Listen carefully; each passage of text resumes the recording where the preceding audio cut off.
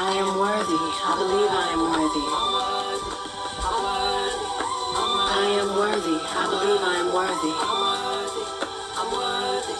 I am worthy. I believe I am worthy. I'm worthy. I am worthy. I believe I am worthy. Worthy. I am worthy. I believe I am worthy. I'm playing you in today. Welcome to Tales of a Death Doula. I am Martha, and I am a certified death doula. And this is my podcast, Tales of a Death Doula, where we explore topics around death and dying to investigate how learning more about death can inform a better life.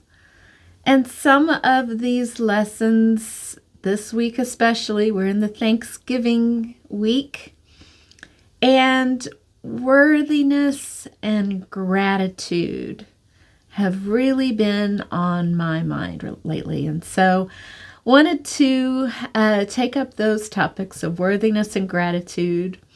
We just played in a song that is one of my favorites. It's Tori Jones, I.A.M Worthy. And it's a wonderful kind of empowering song to remind you of just how very worthy you are. I'm wearing my lovely sweatshirt that I got that I love to wear around the holidays. It says, "You are enough. You are enough." Every time I wear this sweatshirt, whether I'm at a gas station or in an airport, or yesterday I ran over to Cava to get a little salad for lunch, and the guy behind the counter was really telling me how much he appreciated my shirt. I just took my cat to the vet this morning, and my vet was like, "Your shirt is that's really wonderful. It's a wonderful message for us to hear." And this is the message. This is the message of Thanksgiving, of worthiness and gratitude. They go hand in hand. Worthiness and gratitude are so important to really grasp the lessons of life and the meaning of life and why we're here and why there's no fear of death and dying. Because when you feel in your soul and you get that in your heart that you're worthy to be here, you're worthy to experience all the bounty and abundance of this life, and feel grateful for having the breath to breathe, legs to walk on, the beauty of nature and people in your life. These are things that make life worth living and bring the meaning of it all home. So today, let's talk a little bit about why worthiness and gratitude are so important. And one more little tidbit before we get into it is, Thanksgiving and the holidays, these weeks between Thanksgiving and really New Year's, a lot of people get depressed. A lot of people don't feel worthy. A lot of people don't think they have anything to be grateful for. And there are, higher incidents of suicide and domestic violence during the holidays. And again, it just resounds the need for people to really start learning about worthiness and gratitude and how it can change your life. It can change your life, to have a different perspective, to change your mind. Change your mind, change your life. It's one of my favorite phrases. And when you change your mind about how worthy you are, and you start to recognize that you are a divine being here on this planet, honey, it really does change your life. So let's just talk a little bit about what is worthiness. What do we mean when we say worthiness and gratitude? So worthiness is in spirituality, and we're talking all about, your spiritual soul. Worthiness is a phrase we use meaning the sense of inherent value and dignity a person possesses or aspires to have. So if you feel worthy of being a respected human being on this planet, this is what we mean by worthiness.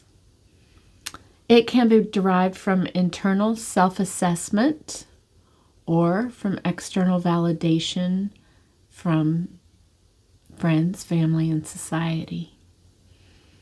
So in worthiness, in the spiritual aspect, there's a sense of worthiness that one has to really kind of grapple with their internal values of who they think they are.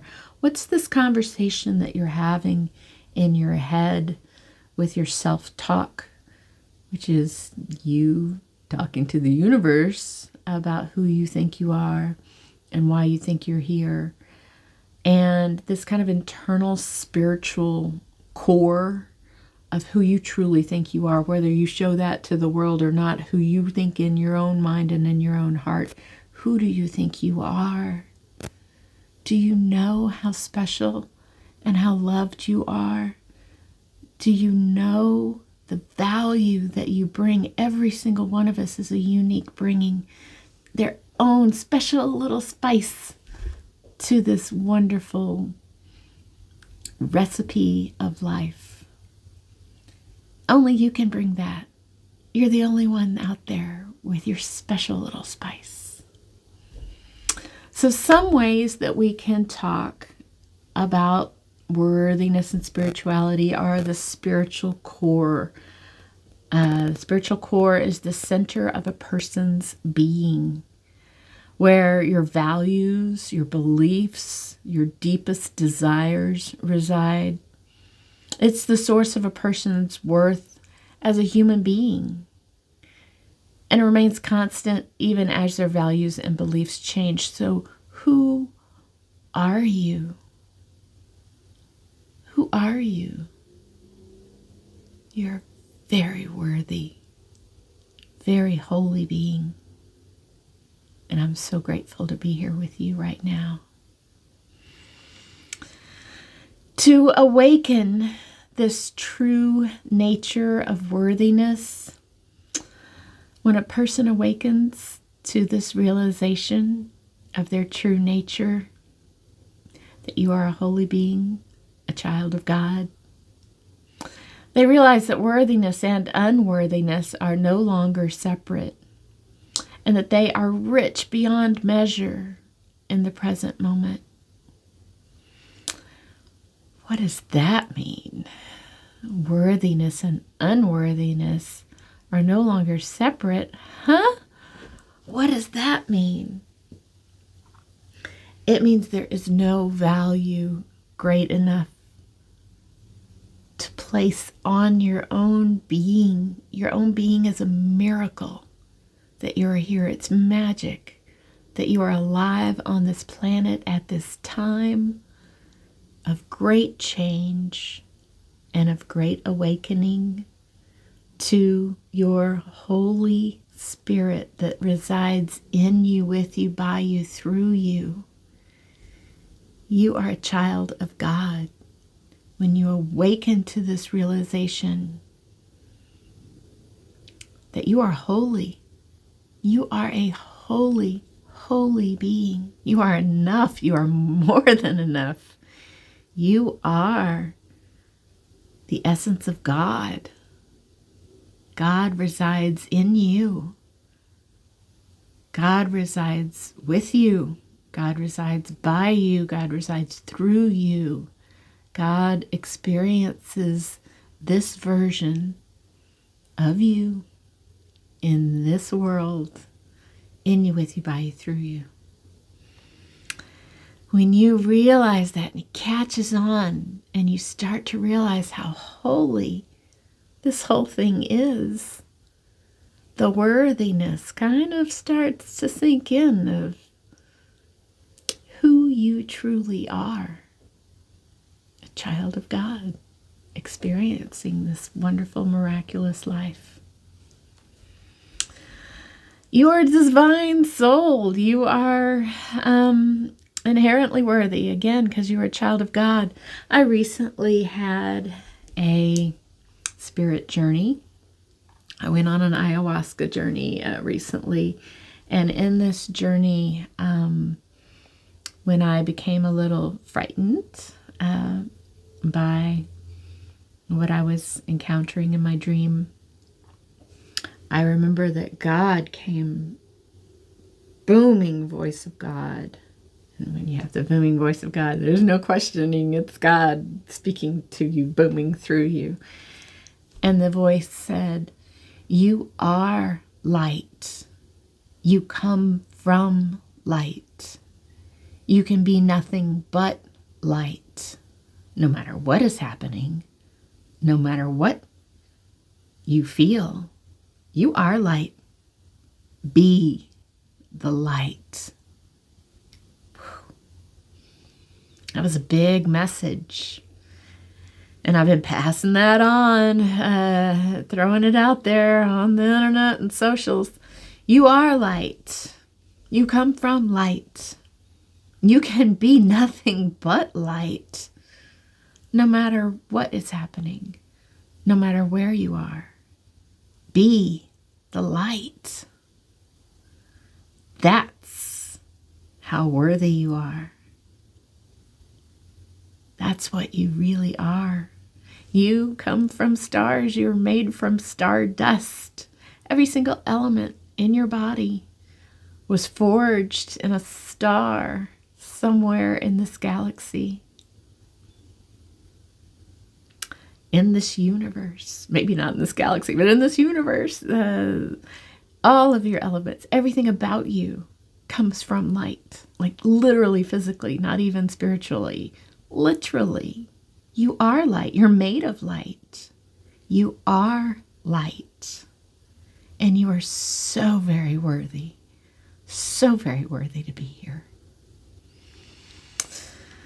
Oh my goodness. So how can we begin to even get this through our bones and feel it in our bones that we are worthy? In this journey that I mentioned, where God came booming through me, telling me that I was light and that I come from light and that I can be nothing but light and to be the light. I was being offered the choice to choose love or choose fear. And I chose love. I choose love always. In all ways, I choose love. And that was kind of the theme of that journey. And as I was talking with a dear friend about this journey and kind of processing what all had happened, my friend was like, well, why would anybody choose fear? Why would you choose fear and dread and depression and danger? Why would anybody choose that? And it got to be a really interesting discussion trying to think through, well, why would anybody choose that? I don't know. It sounds awful. I don't know why anybody would choose fear. But it's really part of human nature. It's a human nature thing. We've all heard the idiom, the devil you know is better than the devil you don't know. That's why. That's why people choose fear. They choose fear because they're more afraid of the unknown love than they are of the fear that they know, and that they know how to handle the chaos, and they know how to handle the abuse, and they know how to handle the disrespect. They don't know how to handle the love. I've been that way too. This isn't something that's just, for people in depression or whatever, we all fear the unknown. We all fear true love and the power of love. It seems overwhelming and seems like, oh, that's going to be a lot. I'm going to have to really change. I'm going to have to do a lot of work on myself. That sounds exhausting. I think I'll just take a nap. People choose fear all the time just because they're more afraid of what that might entail to choose love. It seems like they're not worthy. They don't feel like they deserve it. They don't feel like they can measure up. They feel like they might have imposter syndrome. If they choose love and can't measure up, then they get thrown back down in the pit, and how disappointing that'll be. And all of these things in our head that we tell ourselves, these little self-talk communications with the universe of, I'm not worthy of that. That's too much. I can't do all that. Love is hard. Love is going to be exhausting. I'm just going to sit here and stay in my, abusive relationship or abusive job or abusive friendship or unfulfilling atmosphere, whatever that might be in your life. Because I know how to handle that. I can deal with that. It's disappointing. I don't like it, but I can deal with that. All this other stuff is going to take a lot of time and effort, and it's going to hurt. It's going to hurt to change and grow. People are afraid of that. They're more afraid of that than they are of being stuck in a fear environment. It's human nature. It's really sad, but it is human nature. All of us, me included, we all get stuck in that less than kind of thinking of keeping myself small so that nobody will recognize and see my inherent value, so then I won't have to do anything that I can't do. It's putting a failure ahead of putting the cart before the horse, as my grandmother would say. You're putting a failure out there before you even try to start. You haven't even started yet. How can you fail? You haven't even started yet. Keep your mind positive of understanding your worth and your inherent value. So important. So important. So all of this worthiness kind of talk and understanding why people would choose to live in an unworthy environment, in an environment where they feel like they're not enough and like they don't deserve anything better. How do you get out of that? How do you snap yourself out of that? One of the best and quickest ways to kind of inherently build your worthiness practice is gratitude. That's why gratitude and worthiness go hand in hand. They walk together on the spiritual path. So how can gratitude help you? What in the world can gratitude do to help you find ways to feel worthy, to feel like you can do this? So gratitude, what is gratitude? Gratitude is a powerful tool that can significantly enhance our lives. It is a golden key if we think of life as a video game and as some kind of, Mario Brothers, where you're like trying to hop around and get the golden key. Gratitude is a golden key. You will immediately upgrade into the next 3 levels up at least. Gratitude is one of those completely changes the game.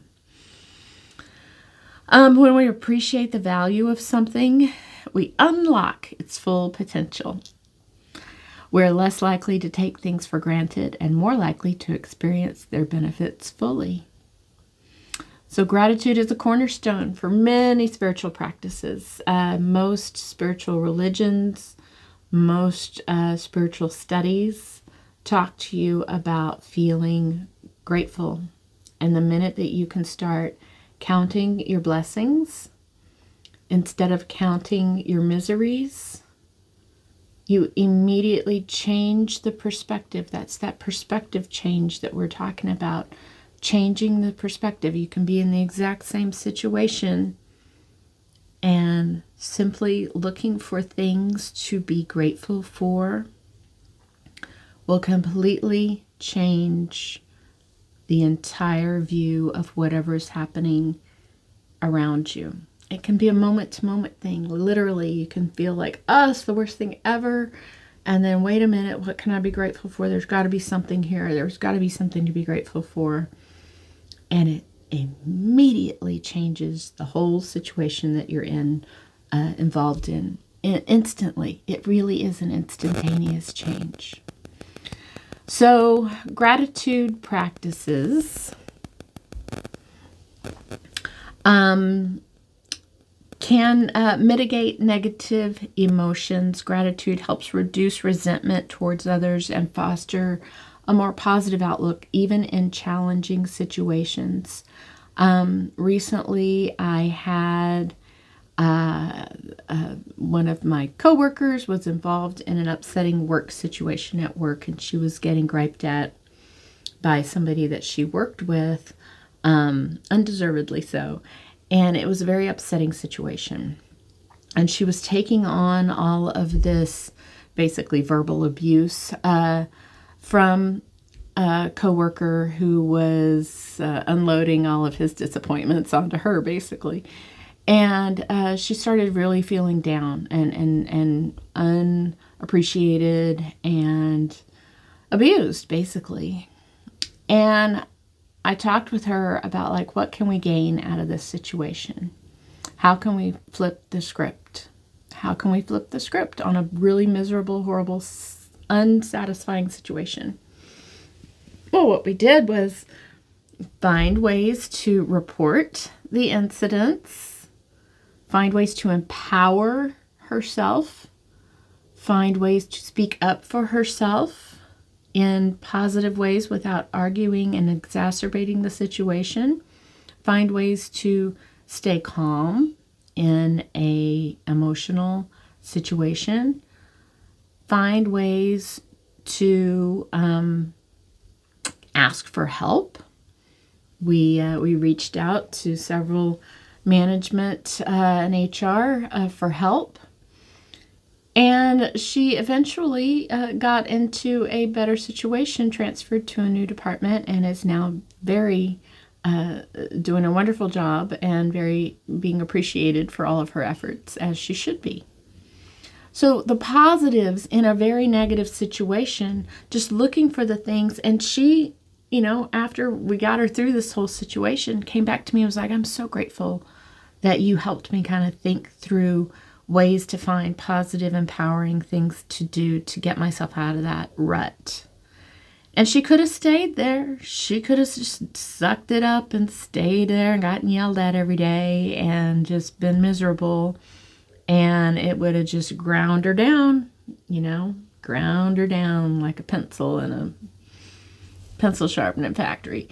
But she decided to reach out and let me know what was happening. And she decided to listen and work with me to find ways to empower herself to get her into a better situation. And so that's just one example that comes to mind of how to find something to be grateful for, even in a situation that you can't imagine that there's anything to be grateful for. There's always something to be grateful for. There's always a lesson. There's always a lesson in every situation. There's always a lesson, and there's always something to feel grateful for in your own attitude and in your own experience. So gratitude can also promote resilience. That's that empowerment, that resilience of finding your strength. In my last episode, we talked about how darkness is needed to provide resistance so that a seed can grow through the ground. You have to have a resistance to build up the pressure and to build up the stem of the plant to push through the soil, basically, was the example that I was giving. But you have to have that resistance and that resilience to find your strength and find your power and to prove to yourself. It's a testing ground. It's a way to hone the metal, to temper your steel, to build your strength, your spiritual strength, and realize that, oh, I am worthy. I am worthy to do this. I am worthy. I am empowered and resilient. And you find that by gratitude, being grateful for hard, difficult situations.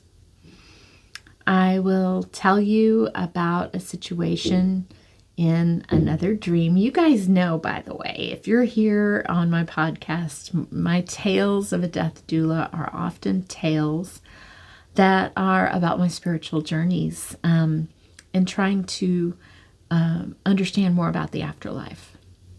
And in one of my spiritual journeys, I actually had a lucid dream, which is a dream state. No drugs involved, just me dreaming and taking astral journeys in my dreams. And whenever I wake up in a dream and it feels really real, I'm aware that, oh, I'm dreaming, and this is, hold on. In my dream, I was being chased by a big red dragon, and it was a very scary dragon that was snarling and trying to grab me with its 10 talons, and just really scary. And the dragon was chasing me down this dark corridor, and I saw a little side chute that was an even darker, narrower corridor, and I tried to dash down that little dark corridor and running for my life from this big, scary, monstrous dragon that was chasing me, and really, really, really scared to death, out of my mind. When I realized in a dream, when you realize that you're dreaming and you kind of like wake up in the dream, I realized I was dreaming, and I immediately stopped and stopped running. And I turned to face the dragon, and I just declared, I'm divine light shining in the darkness. You should be running from me. I just, boom, tossed that down. And the dragon stopped, and he looked at me like, oh. And I said it even louder in my dream. I am divine light shining in the darkness. You should be running from me. And the dragon, it was so kind of funny because this big scary dragon just 2 seconds ago came up to me in the dream, big giant head of a big giant dragon. And he came up very close to me and he sniffed me, and I could feel him sniffing me, smelling if there's any fear in me. And he turned his head and gave me his eyeball, and he looked right at me and he said, "Indeed you are, my dear." And then he just kind of pulled up, nodded to me, and flew off into the darkness. And I remember standing there in the dream going, whoa, that really worked. I couldn't believe it. Me declaring my divinity, me declaring that I am light, turning to face my fears, really, really, really got that in my system of knowing. Now I know that I'm divine light. Now I know nothing can scare me. Nothing can hurt me. I'm divine light. I'm a child of God. And in that moment of fear, how grateful I was to know that I am divine light, and to know that if I stop and face my fears and declare my divinity, it really worked. I had to prove it to myself, and that dream was my little proving ground. But oh, that gratitude, the gratitude of knowing that little golden key of gratitude, and then improving it in the dream, that it really worked. It really soaked into my being that, oh, divine light, I am divine light, and I am worthy of being this light in this darkness. And no big scary dragon can come after me. And he respected me. He nodded and went, "Indeed you are." It was a magical moment of really, really, really getting that gratitude in me, getting that worthiness in me. So gratitude can promote resilience, reframing negative experiences. Gratitude can accelerate recovery from stress, adversity, and trauma, and even guard against conditions like post-traumatic stress disorder and chronic anxiety. Finding the things to be grateful for, even in the most upsetting instances, is a golden key, a key out of the darkness. I have talked in previous podcasts about my abusive relationship with my ex-husband and how scary things got. And it took me a long time, many, many, many, many years, to get over the trauma of that whole period of my life. And one of the ways that I kind of found my way out of that anxiety and depression was by practicing gratitude. In my journal, I would journal every night. What could I be grateful for? What could possibly be grateful for out of that situation?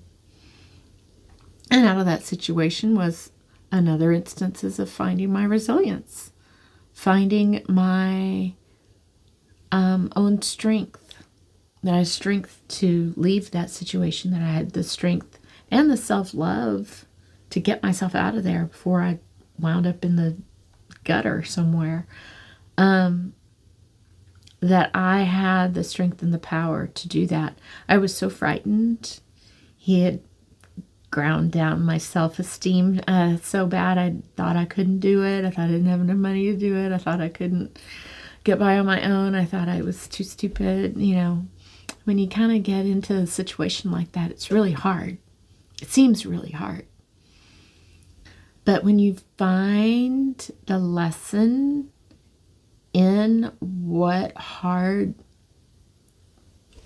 thing, finding the lesson in the hard thing, you come away with such a sense of gratitude and not just relief, but it is a holy experience of understanding that not only have you found the lesson, not only have you had the resilience to do the hard things to better yourself and to learn from those experiences, but now you have the strength and the power to feel grateful for it and say thank you.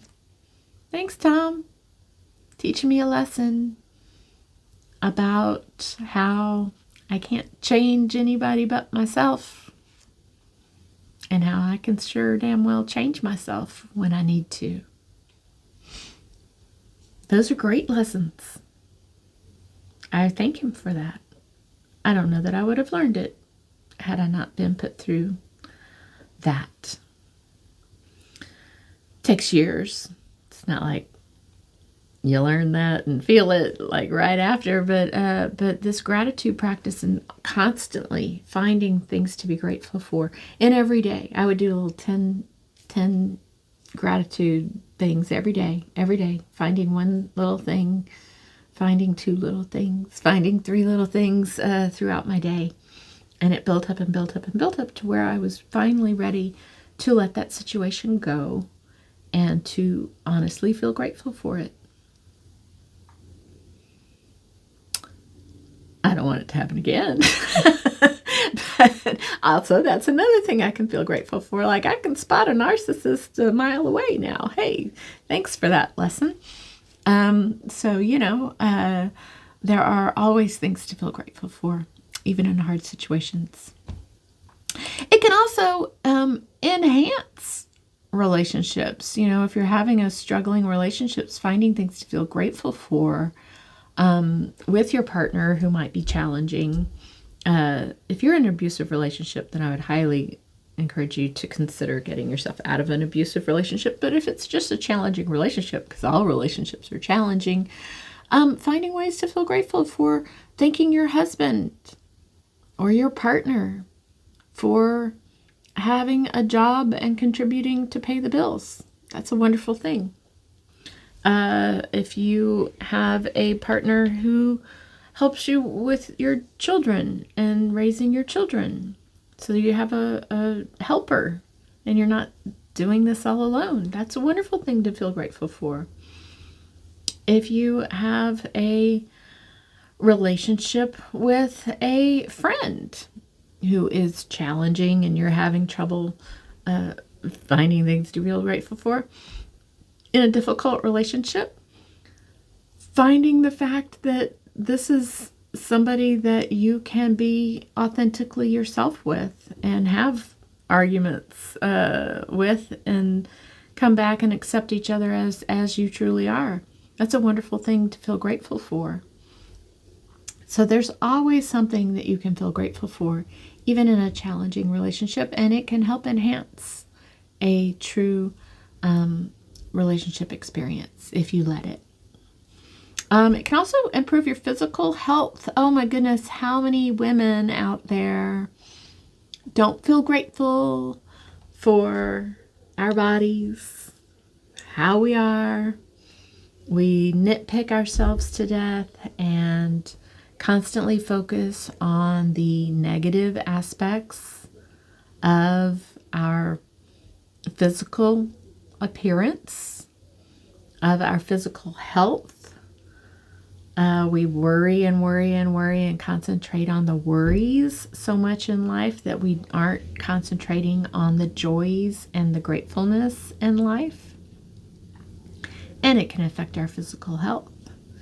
And when you kind of start reframing that into what can I find to be grateful for? Yes, I'm getting my grandmother's neck. I'm getting all these wrinkles and it's getting a little saggy down here. And oh my goodness, I got my grandmother's turkey neck. I'm going to end up with a turkey neck. I'm so upset about that. But what can I be grateful for? I can be grateful that every time I look at my neck, I think of my grandmother. I loved my grandmother. She was such a nice lady. And I can be grateful that I carry her genes and she is with me and I got the neck to prove it. See how that changes the dynamics. I can also be grateful that I know some neck exercises and things to do to try to stave off the turkey neck as long as possible. But hey, I can be grateful for that too. And if worst comes to worst, I can always go get under the knife if I need to. But hey, we're going to try not to. But there's gratitude for that too, that I have options. I have so many options in this life to help me feel pretty, right? I mean, that's something to be grateful for, that we have options. So again, always something to find gratitude about, and having that reframe of your mind from focusing on the negative things, and reframe it in your mind to find something to feel grateful for.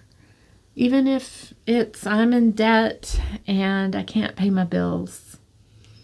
How do you feel? What can you feel grateful for? Well, you can feel grateful for the lesson in money. You are learning the hard way how important it is to budget and keep an eye and track on your finances. And you can be grateful for consolidation loans. Maybe that's an option for you out there, that you can start to methodically, pull yourself out of your debt.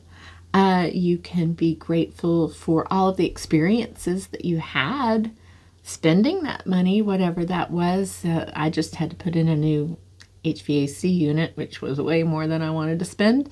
And now I'm in debt to pay that off. But I sure am grateful that I have a brand new, reliable HVAC unit to weather the winter. So there's always things to feel grateful for. And I'm grateful that I was able to get the loan to pay for that.